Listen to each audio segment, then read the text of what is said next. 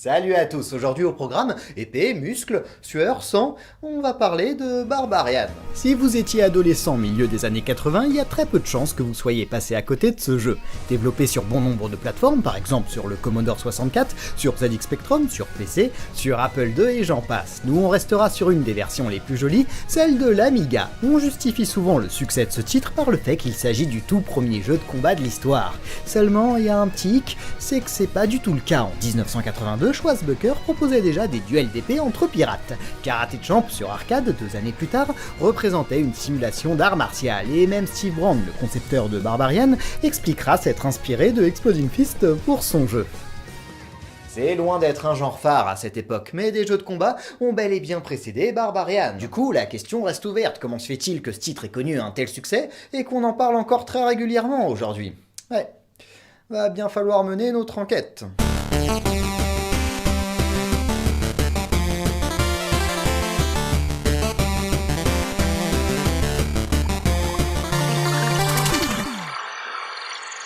Allez, les histoires des jeux de combat, ça s'expédie assez rapidement. Drax, un sorcier maléfique, là c'est lui, a enlevé la princesse, là c'est elle. Il ne la délivrera que si quelqu'un parvient à vaincre tous ses gardes. Des barbares sans aucune pitié et assoiffés de sang. Mais restons humbles puisque nous sommes nous-mêmes un barbare. Et notre but, vous l'aurez compris, est de sauver la belle. Alors, avant de se lancer corps et âme dans le combat, je regarde un peu les commandes.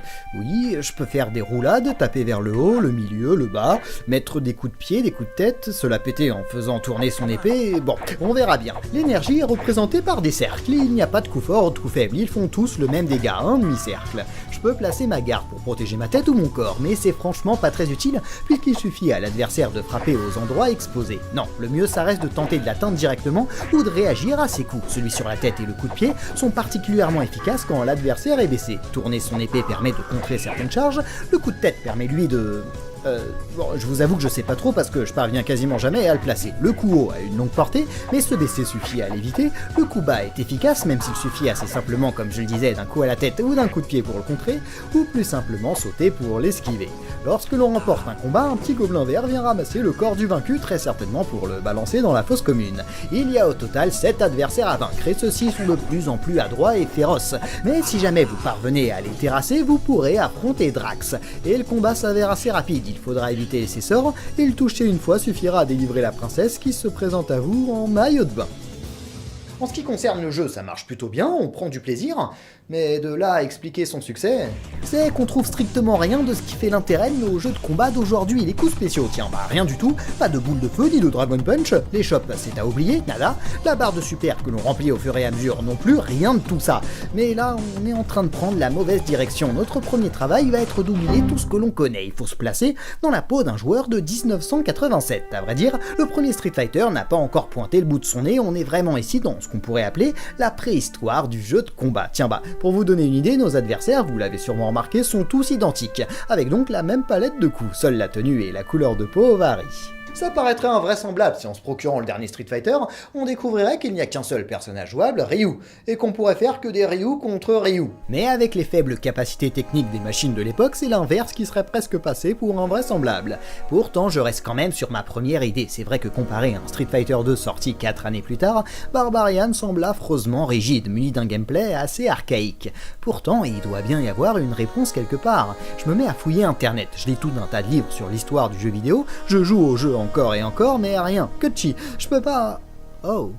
Si, je tombe sur quelque chose d'intéressant dans le 9e numéro de Pixel Love, on parle justement de Barbarian et de ses campagnes publicitaires qui étaient, comment dire, assez aguicheuses. L'actrice Maria Whittaker était fortement dénudée et cela a indigné bon nombre de parents, ce qui a donné lieu à une polémique. Et vous le savez, par moments les polémiques c'est aussi les meilleures publicités qu'il soit.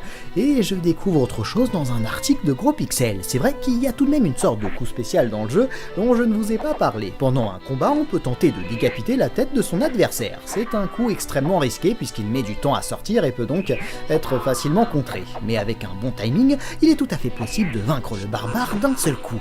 Et c'est le genre d'image qu'on n'a pas vraiment l'habitude de voir dans les jeux de l'époque. Déjà qu'on était scandalisé en 1976 quand il fallait écraser des gremlins dans Death Race,